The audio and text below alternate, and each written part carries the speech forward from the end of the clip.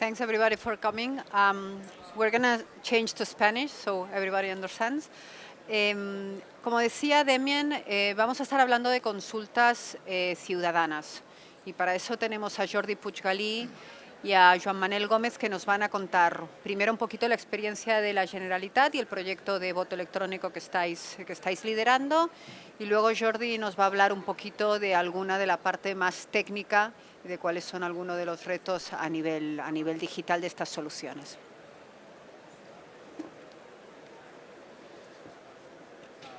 Buenas tardes. Sí, gracias Regina. Bueno, pues como comentaba, pues soy el coordinador del proyecto de voto electrónico que está impulsando recientemente la Generalitat de Cataluña, y lo que hoy os mostraremos es un poco el plan de acción que se ha diseñado al respecto, cuáles son sus objetivos, las diferentes fases, el estado actual. También cómo mezclamos en esta intención de plataforma de voto electrónico las consultas populares que también se intentan promover en los diferentes municipios, cuál es el marco legal actual para regular todo este tema, que es muy importante, y evidentemente pues cuáles son los retos a los que nos tenemos que enfrentar. Para empezar, pues explicar brevemente que desde el abril de este año hasta el mes de julio se estuvo trabajando pues, fuertemente para desarrollar un plan de acción, para diseñar una plataforma de voto por Internet para resolver una problemática importante, que es el voto de los residentes, de los catalanes residentes en el extranjero. Como podéis ver aquí, esto lo he titulado como motivación principal. ¿Sí? ¿Se oye bien? ¿Sí? Vale. Lo he titulado como motivación principal. Vale, gracias. Porque en el 2011 hubo un cambio en la legislación española donde se introdujo lo que se llama comúnmente como voto rogado, que es la solicitud del voto, que obliga a un ciudadano que vive en el extranjero a realizar una acción, que es: yo quiero votar y por lo tanto denme permiso para realizar este voto. Ese señor recibe una documentación por parte del Estado para que luego pueda practicar ese sufragio. Bien, esto, lo del voto rogado, pues es algo que aquí en España pues no existe en el territorio, pero cualquier persona pues puede ir a votar. Pero los que viven en el extranjero sí que es obligatorio.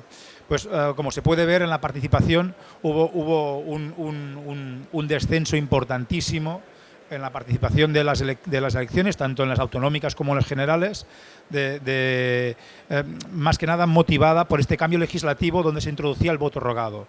¿Por qué? Porque la mecánica era mucho más complicada y además los periodos para recibir la documentación y enviarla se reducían muchísimo y eran muy estrechos y nunca funcionaba bien, o en la gran mayoría. Entonces, para poner un ejemplo, en las elecciones del 27 de diciembre del 2015, pues podemos ver que en catalanes residentes en el extranjero había cerca de 200.000, hubo 21.000 solicitudes de voto rogado, que ya son muy poquitas, porque es una barrera importante de entrada al voto y esto desincentiva muchísimo, y que es el 11%, pero al final el voto computado fue solo del 7%. Esos 7.000 votos que no están computados, pues son entre gente que finalmente se lo repensaron, pero que suponemos que es un pequeño tanto por ciento, y ciudadanos que finalmente pues sí que ejercieron su voto, pero que su voto nunca llegó. Se quedó o bien en algún sistema postal de algún país extranjero, o bien cuando se cursó llegó tarde finalmente en la Junta Electoral Provincial y no se pudo escrutar.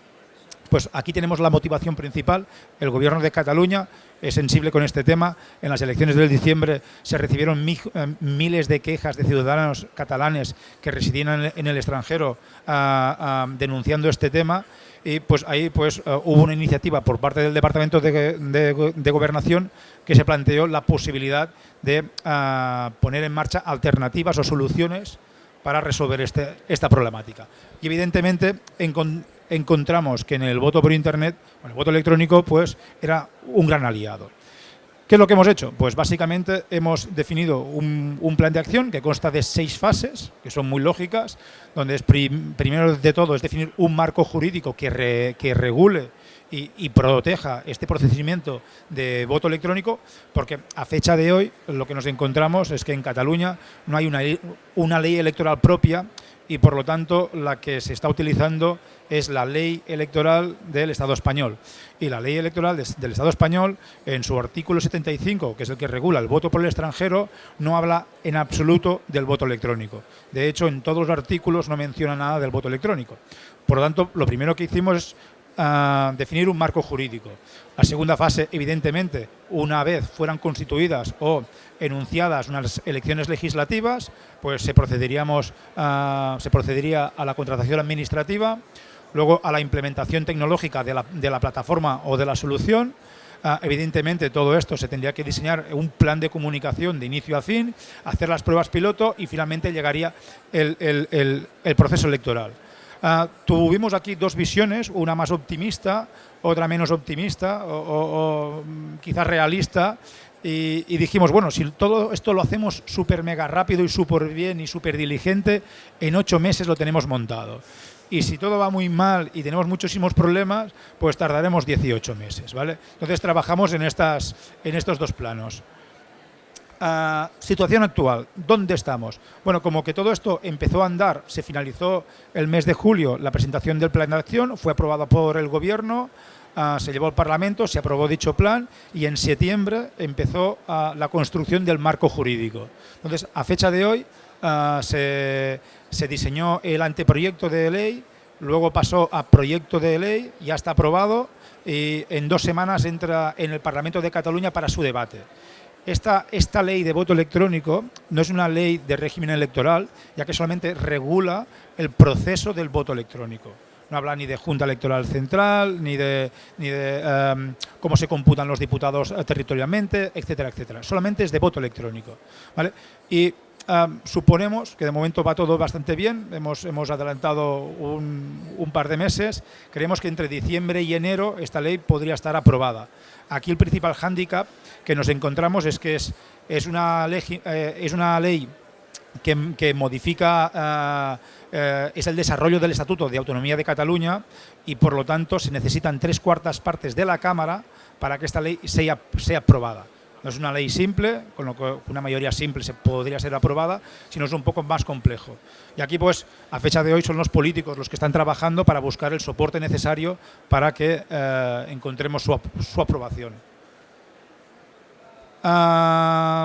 A partir de aquí, pues iremos trabajando evidentemente el plan de acción. Una vez finalizada la ley, entonces nos pondremos en marcha todos los tecnólogos para empezar a fabricar ya esa plataforma o esa solución para poder construirla. Pero en el mismo plan de acción, lo que sí diseñamos también era la implementación de una plataforma permanente para practicar consultas populares y que esta plataforma fuera dirigida a las administraciones locales. Es decir, hay un crecimiento inquietante de muchos municipios que quieren hacer consultas populares entre sus ciudadanos y ven en el voto electrónico una herramienta ideal pues para poner en práctica estas consultas de forma ágil, rápida, económica, etcétera, etcétera. Entonces, pues en el plan de acción diseñamos una cosa es la solución para unas elecciones legislativas, que es muy diferente, y otra cosa es una solución para consultas populares, porque los requerimientos técnicos y funcionales pues son bastante diferentes, ¿eh? Es decir, el nivel de auditoría y de verificación que se exige en unas elecciones legislativas es mucho más elevado que en unas consultas populares, y seguramente la seguridad que la envuelve también lo es. Primer problema, el marco legal. ¿Qué marco legal teníamos para poner en práctica las consultas populares? Pues hay 2 leyes aquí en Cataluña. Una es la del 2010, que regula consultas populares vía referéndum, que evidentemente pues fue impugnada al minuto 1, pero que luego, aunque a fecha de hoy no hay una sentencia clara del Tribunal Constitucional, lo que sí hay es una interlocutoria para levantar temporalmente esta suspensión, porque se entendía pues que para hacer un referéndum hay que pedir permiso al Gobierno de la Nación, y si ese referéndum pues era autorizado no había ningún problema, ¿vale? La impugnación iba porque se creía que cualquier tipo de referéndum estaba asociado a un tipo de ideología política muy concreto, y en cambio el Tribunal Constitucional pues así no lo consideró. ¿Bien? Y la segunda ley es la del 2004, donde no habla de referéndum, sino habla de consultas populares, no referendarias y otras formas de participación. Tanto la una como la otra incorporan ya y definen que se pueden practicar mediante una plataforma de voto electrónico y que además se compromete que el gobierno construirá dicha plataforma y define un procedimiento. Bueno, a fecha de hoy no existe esta plataforma, pero en el plan de acción está planificada y si todo va bien con el presupuesto, con los presupuestos del año que viene, pues hay intención de poder construirla. ¿Cuál es la realidad actual? Pues la realidad actual es que hay muchos municipios que están llevando a cabo sus consultas populares mediante voto electrónico, pero que no están amparados con estas leyes de consultas populares, sino que lo que hacen es crear una norma interna a partir de un pleno del ayuntamiento, comunican al ministerio pertinente de que hará una consulta, les dan la autorización y ponen en marcha pues todo el sistema. ¿Vale? ¿Cuáles son los retos principales que nos podemos encontrar a fecha de hoy, tanto en las consultas populares como en las elecciones legislativas mediante voto electrónico o voto por Internet, que nos centramos nosotros? Yo creo que son tres, básicamente. Una cultural, seguridad y legal. Cultural porque a fecha de hoy la ciudadanía, tanto catalana como española, no tiene un bagaje respecto al tema del voto electrónico. No sabe lo que es, tiene mucho expertise en compra electrónica, en banking online, todo lo que tú quieras, pero el voto electrónico, aunque pueda parecer igual, es diferente. De hecho,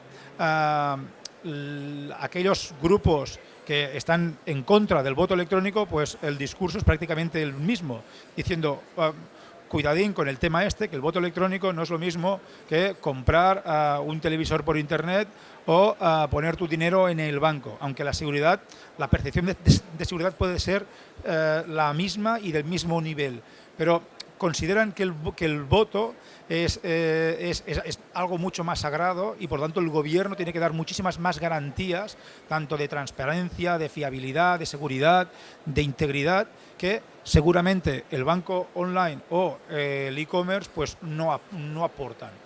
Y por lo tanto yo creo que todavía hace falta bastante experiencia aquí en este país y que la gente vaya haciendo pilotos para tener este cambio cultural en todos los ciudadanos para que cuando se implemente pues pueda provocar un incremento en la participación. Es decir, el voto electrónico de por sí no provoca que haya más participación. Lo que puede provocar es que gente que hasta la fecha pues no quería votar porque le suponía un esfuerzo, pues si es mucho más fácil hacerlo desde casa, pues igual sí que lo hará, ¿vale? El otro gran reto es la seguridad. Evidentemente, pues a fecha de hoy hay muchísimos mecanismos de seguridad que implementan el voto electrónico o el voto por Internet, pero continuamente salen nuevas tecnologías y por lo tanto aquí el sector privado sí que está obligado a inspeccionar, a experimentar con esas nuevas tecnologías, como puede ser, por ejemplo, el blockchain, del cual todo el mundo habla, es la novedad, es el paradigma de la seguridad, está muy demostrada en el Bitcoin, pero bueno, hace falta ver cómo implementamos esta nueva tecnología en el voto electrónico o en otros ámbitos. Por lo tanto, yo creo que aquí en los próximos años veremos muchas cosas que van cambiando. Y finalmente, evidentemente, otro reto es el legal.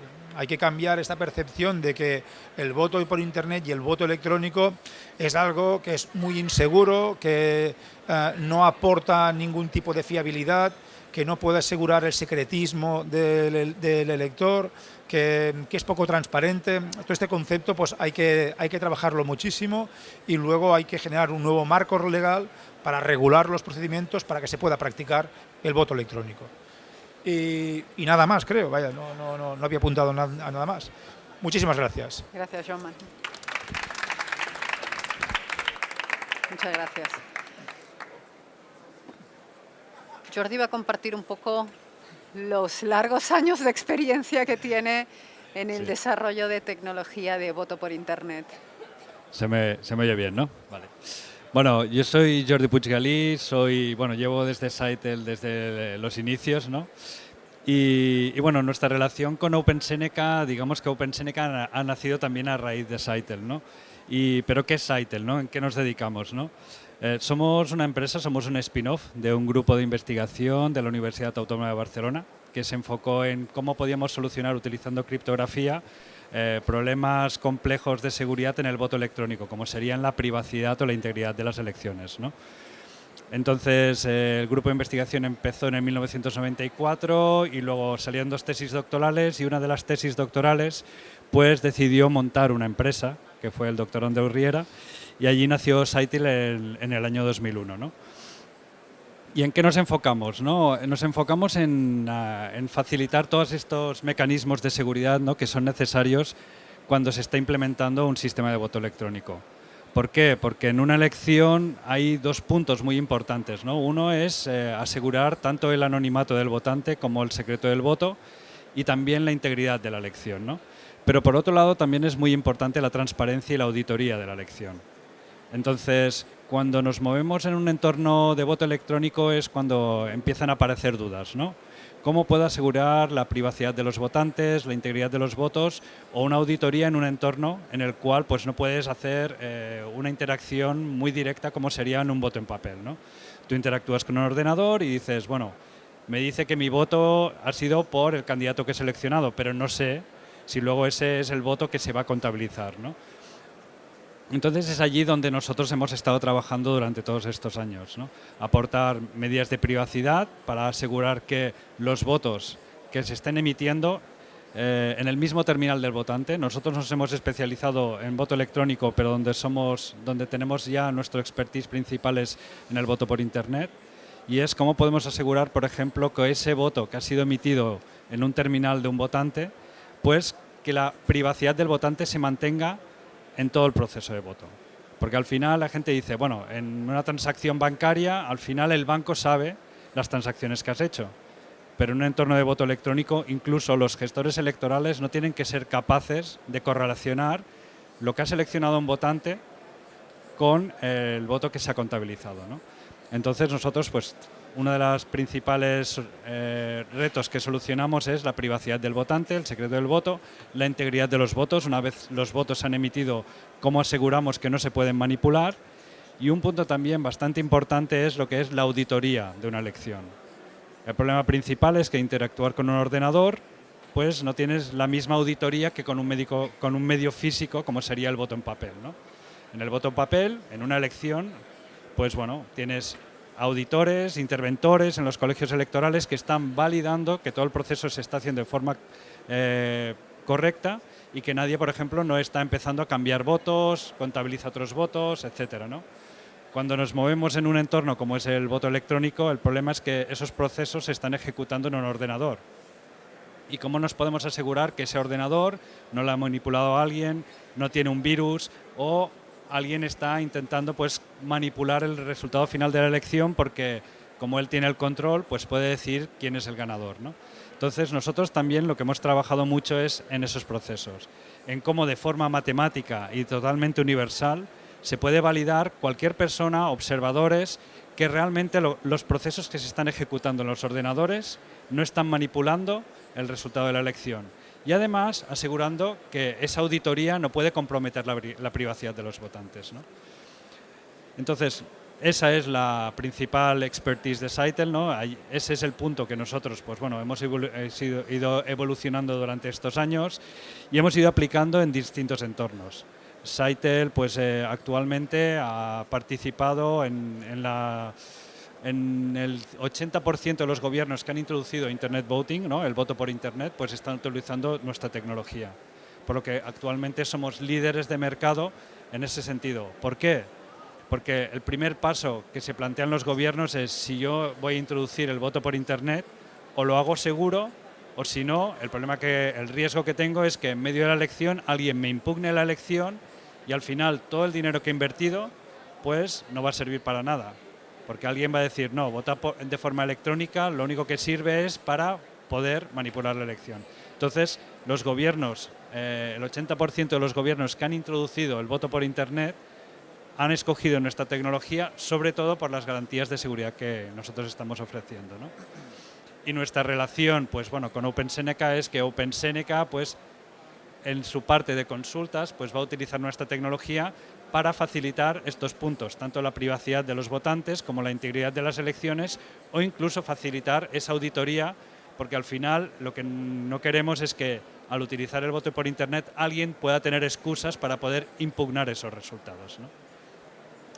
Y bueno, básicamente el resto pues más o menos supongo que lo conocéis, porque OpenSNE que ya os he explicado pues qué tipo de servicios consultas, y entonces yo creo que a partir de aquí ya abro el tema del debate. Perfecto, gracias Jordi. Tengo un par de preguntas y si queréis luego abrimos las preguntas al público.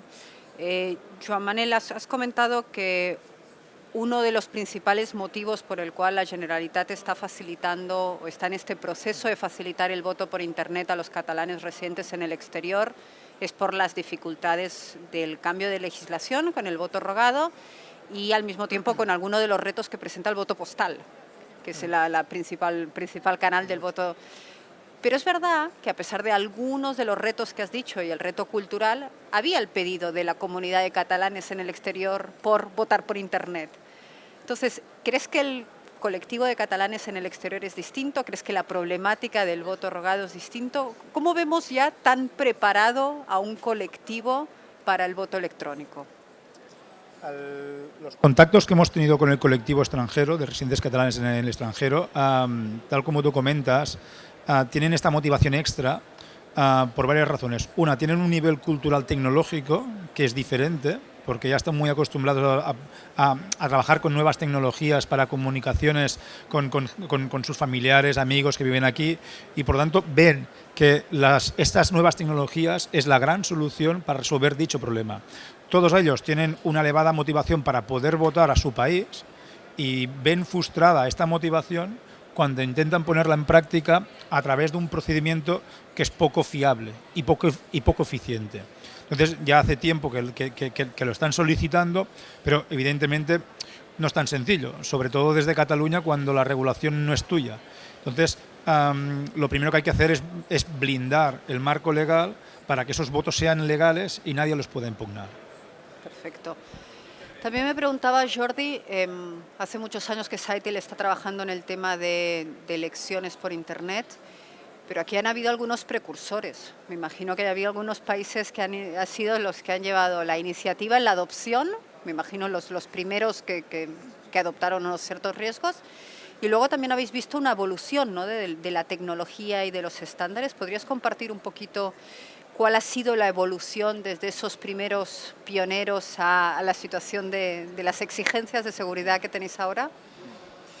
Sí, cuando nosotros empezamos, bueno, lo primero que nos encontramos es que el primer país que se planteó la introducción del voto por Internet fue Suiza. Y allí una de las principales razones es que Suiza tiene una democracia directa, una democracia participativa pues culturalmente bastante arraigada, ¿no? Allí hacen referéndums unas 4 veces al año o cada 3 meses. Ellos hacen referéndums a nivel cantonal, a nivel municipal y a nivel federal, ¿no?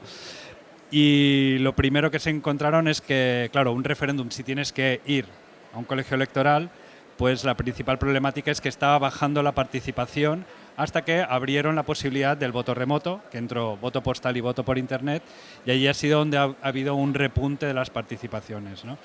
Y además es agilizado y reducir costes. Entonces, lo primero que nos encontramos es en Suiza, en que introdujo en el 2000 pues, ese marco, ¿no?, para poder hacer el voto por Internet. Ellos, desde el punto de vista de cómo enfrentaron el proceso, empezaron poco a poco. Dijeron, vamos a hacerlo inicialmente solamente en 3 de los 25 cantones, ¿no? Y en esos cantones ofrecieron plataformas de voto por Internet, ¿no? De forma gradual han ido creciendo. También para controlar el riesgo dijeron un máximo del 30% de la población. Actualmente, el año pasado, aprobaron ya una normativa que después de toda esta experiencia, después de luego abrir a todos los cantones que pudieran utilizar el voto por Internet, ahora han abierto un marco regulatorio en el cual los distintos sistemas de voto pueden incrementar el número de votantes que pueden utilizarlo basado en una certificación, en unos estándares de seguridad actualmente en los cuales, pues, por ejemplo, nosotros mismos nos estamos certificando, ¿no? Entonces, como pionero, inicialmente y sobre todo a nivel mundial y a nivel europeo, fue Suiza. 2 años más tarde llegó Estonia, ¿no? Que ellos ya también lo introdujeron, pero ellos fueron un paso más allá. Ellos ya lo introdujeron a nivel nacional, ¿no? Ellos cogieron y dijeron, vamos a permitir que todos los votantes puedan, a nivel de Estonia, puedan participar utilizando el voto por Internet, ¿no? Y ellos lo introdujeron como segundo país a nivel europeo, ¿no? Luego, a partir de aquí, también hubieron distintos pilotos. En Inglaterra lo estuvieron utilizando en elecciones municipales. Al final frenaron los pilotos, no se acabaron de decidir de introducir el voto por Internet. Y quizás podría decir otro de los pioneros que introdujo también el voto por Internet, pero ya desde un punto de vista con medidas de seguridad altas y transparencias, y el que se está utilizando como referencia hoy en día de los estándares de seguridad que deben utilizarse en voto por Internet en elecciones nacionales, fue Noruega, que en el 2009 pues aprobó el proyecto y utilizaron elecciones en el 2011 y el 2013, ¿no? Un dato curioso es que en el 2013 hubo un cambio de gobierno en Noruega. El partido que estaba en la oposición pasó a gobernar, estaba en contra del voto por Internet y paró el proyecto, ¿no? Y como dato curioso es que paró el proyecto a nivel nacional. Los que han continuado utilizando voto por Internet han sido los municipios, que los que vieron que la ventaja era suficientemente clara para decir que, bueno, más que una decisión política como acabó siendo en Noruega, los municipios y los ayuntamientos actualmente están utilizándolo para hacer consultas y entonces utilizarlo también para la interacción con el ciudadano, ¿no? Otra referencia también importante ha sido Francia, ¿no? Francia introdujo el voto por Internet para los residentes en el extranjero. Empezó en el 2008, si no me equivoco, y desde entonces, pues bueno, lo han ido utilizando en todas las elecciones que han hecho, tanto a nivel nacional como a nivel para escoger los representantes, ¿no? de los franceses que viven en el extranjero. Y una de las principales motivaciones fue justamente la reducción de los costes a nivel papel, ¿no? En ese momento ellos estaban utilizando tanto el voto presencial como el voto postal, y la decisión del gobierno fue vamos a reducir los costes a nivel de papel, lo que ellos llaman la desmaterialización de lo que serían los procesos electorales, y esa fue la principal motivación.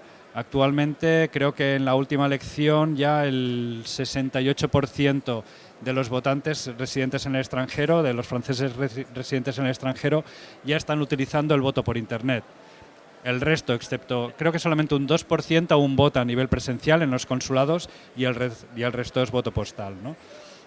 Entonces, más o menos, a rasgos, a altos, bueno, de una vista general, ¿no? Esta ha sido más o menos la evolución del voto por Internet, del voto electrónico por Internet a nivel mundial y a nivel español, ¿no? Bueno, me faltaría, es verdad, hay una última experiencia que fue también en el 2015, que es en Australia. El New South Wales también utilizó el voto por Internet, y en este caso se considera actualmente la experiencia que ha tenido la mayor participación, con 250.000 personas que votaron a través de Internet en las elecciones estatales de ese estado, ¿no? Tenía una pregunta más. Se está hablando de que está bajando los niveles en general de votación en los distintos países, en distintos entornos, excepto los que tienen el voto obligatorio. Y al mismo tiempo también se está hablando de una distinta manera de participar, sobre todo por la parte de los jóvenes. Estos días hemos estado escuchando bastantes iniciativas de municipios en Cataluña en la cual están educando a los niños, integrándoles en una cultura democrática de participación. ¿Estáis viendo la posibilidad del voto electrónico como un canal más cercano de votación para los jóvenes catalanes? Sí, efectivamente. Yo creo que el voto electrónico es una herramienta, no es que sea la gran solución a la participación ciudadana. Yo creo que la solución es la confianza de los ciudadanos en sus instituciones. Si esta confianza se cuida y se mantiene, los ciudadanos participarán de forma mucho más activa.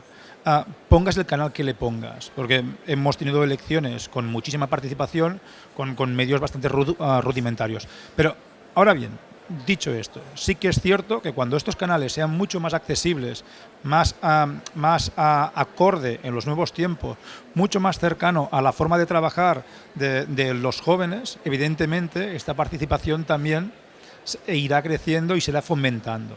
Por lo tanto, yo creo que es bastante normal que los mecanismos de participación ciudadana o de votación también vayan evolucionando acorde lo hace la población y la ciudadanía en general.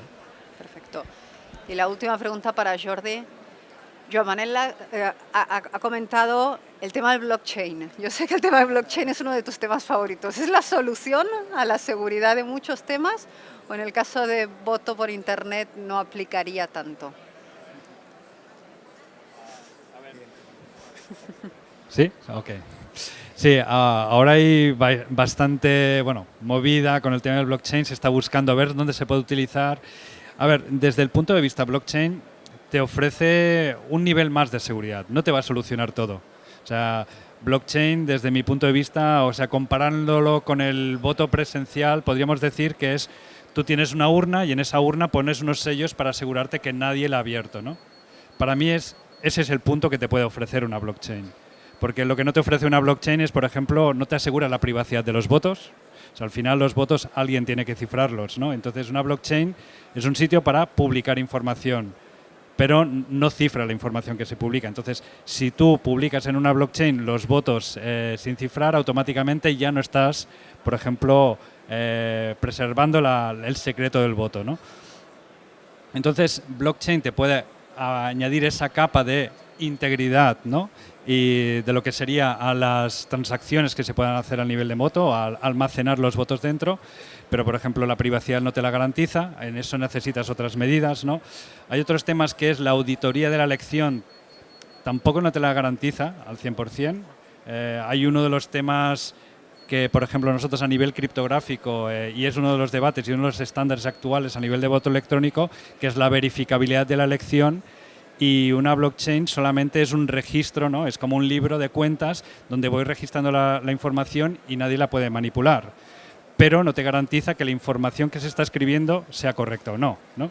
Entonces nosotros, por ejemplo, medidas que damos, el voto se cifra, ¿se puede poner en una blockchain? Sí. Pero ese voto cifrado contiene realmente lo que ha seleccionado un votante, eso no te lo puede decir una blockchain. Para eso necesitas, por ejemplo, otros mecanismos como los que nosotros ofrecemos, ¿no? De poder verificar, que el votante pueda verificar que ese voto cifrado realmente contiene su voto y que además no comprometa la privacidad de un votante, ¿no?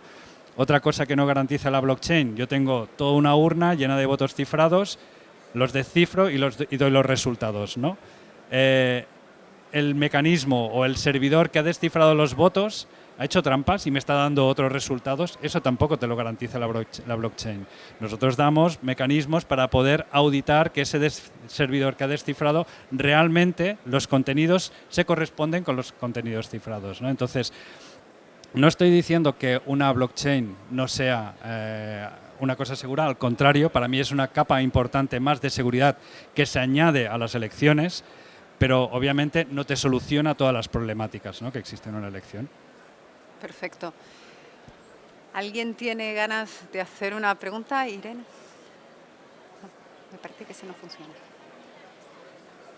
Una pregunta muy sencilla para entenderlo mejor y una vez más, y porque cuando yo hablo, por ejemplo, de voto electrónico, es lo que todos mis amigos me piden y me dicen, es que ¿cómo se está completamente seguro que la persona que está votando es realmente esta persona? Y explicado en palabras lo más simple y menos técnica posible también, sí, puede ser. A ver, el caso extremo sería el voto remoto, cuando alguien está desde casa, ¿no? Entonces, primero hay que entender que esa es la misma problemática que tienes en el voto postal. ¿Cómo puedes estar seguro cuando recibes un sobre con un voto que realmente ha sido emitido por esa persona, ¿no? ¿Cuál es la diferencia que te puede aportar el voto por Internet? Puedes hacer una identificación adicional. Tú puedes utilizar múltiples factores, puedes utilizar biometría para identificar que la persona que está votando realmente es quien es, ¿no? Por ejemplo, en el voto postal no puedes. Solamente recibes una tarjeta censal, pero quien ha puesto esa tarjeta censal y quien ha emitido el voto no sabe si es realmente el votante o no, ¿no? En cambio, por ejemplo, tú puedes enviar credenciales de voto a un votante y si esas credenciales pues las está utilizando alguien, tú puedes utilizar un segundo factor, puedes enviar, por ejemplo, un SMS, ¿no?, al móvil de esa persona diciendo introduce también este código para votar, y entonces ya esa persona tiene que ser realmente el votante, ¿no?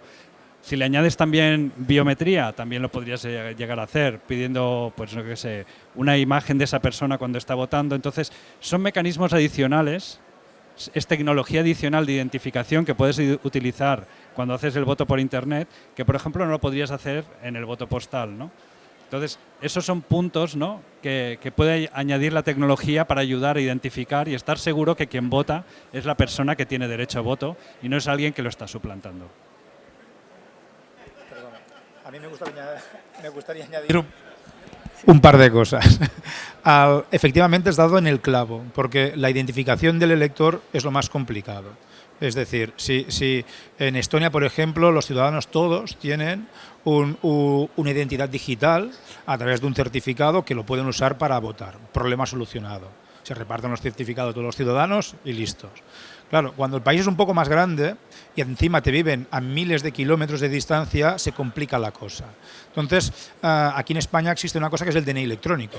Entonces, con el DNI electrónico, pues podrías asegurar que si nadie lo cede a otro, pues esa persona es quien garantiza ser. Pero los que viven fuera, el DNI igual no es electrónico, o si era electrónico, igual lo tienen caducado. Y entonces, cuando ya no tienes la identidad asegurada por dispositivos electrónicos o digitales, empieza el festival de procedimientos de, bueno, ¿cómo le envío yo a este señor unas credenciales de forma segura a través del correo electrónico, a través del teléfono móvil, antes lo registro, le pido una fotocopia de su DNI? Bueno, es un festival de cosas que nos estamos encontrando a fecha de hoy, nosotros cuando estamos montando el propio proceso de votación electrónica, pero tal como dice el Jordi, es la suma de un conjunto de procesos que al final te da una garantía total. La garantía total 100% nunca la vas a tener. Es decir, siempre existirá la posibilidad, aunque haya identidad digital, que ese señor ceda su identidad digital a otro y vote por él. Esto siempre existe, y pasa en el voto tradicional y en el voto electrónico. Pero efectivamente la identidad de las personas es el gran reto. Otra pregunta aquí delante. Vamos a prestar tu micro.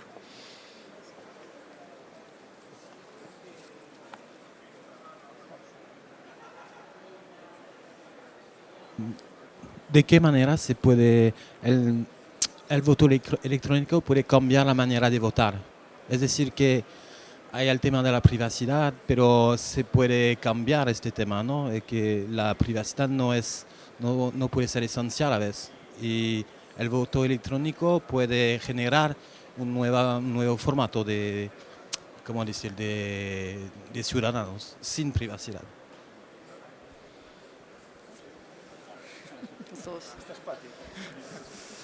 Sí, a ver, nosotros una de las motivaciones, ¿no?, del voto electrónico, sobre todo el voto electrónico remoto, ¿no?, porque existe el voto electrónico presencial, pero al final el voto electrónico presencial te exige una logística que hace, por ejemplo, más costoso y más difícil hacer elecciones.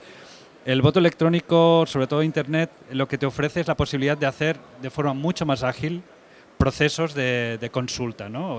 Lo que llamaríamos la democracia electrónica, ¿no? Y en parte, bueno, un poco OpenSeneca y Civicity está enfocado a ese sentido, ¿no? ¿Por qué? Porque un ejemplo para mí bastante interesante es Suiza, ¿no? O sea, Suiza, ellos están haciendo referéndums cada 3 meses. Y ellos lo que han visto es que la solución iba al voto por Internet justamente porque facilita no tener que la parte logística, recoger, por ejemplo, cuando en Suiza, pues una de las cosas es que los propios ciudadanos pueden proponer preguntas en esos referéndums, ¿no? Entonces, lo que está abriendo son nuevos mecanismos de democracia más participativa, más directa, ¿no?, o incluso nuevas formas, ¿no? Actualmente estamos en una democracia más representativa. Votamos, escogemos un representante, 4 años, volvemos a votar, ¿no? Con el voto electrónico, el voto Internet, se están hablando a nivel sociopolítico, ¿no?, de posibilidades de nuevas formas de democracia más participativa, democracia más directa, en la cual ya puedas consultar directamente y preguntar a la gente qué opina y tomar decisiones vinculantes basado también en esa opinión, ¿no? O incluso algunos modelos híbridos que ahora también se habla mucho, como la democracia líquida, ¿no? Que es que en cualquier momento tú puedas decidir si quieres votar de forma directa, ¿no? en una consulta, o por ejemplo dices, bueno, yo es que no conozco muy bien la temática de la consulta, puedo delegar a mi voto a esta persona que conozco, porque a lo mejor estamos hablando de un tema de medio ambiente y él ha estudiado la carrera y conoce más del tema. Y me fío más de su opinión que no de la mía, que a lo mejor voto porque escucho y me estoy siendo influenciado, ¿no? Entonces, lo bueno de la democracia electrónica es que está hablando de que está abriendo pues estas nuevas formas de participación que pueden ser tanto representativa, directa o líquida, ¿no? Y además son procesos que se pueden hacer de forma mucho más rápida, ¿no? Vamos a hacer una consulta, no es, bueno, a ver, hay que imprimir papeletas, hay que buscar sitios para montar las urnas, buscar gente, logística, sino que entonces la participación es mucho más directa, ¿no? Yo creo que el voto electrónico es un claro acelerador de democracia continua.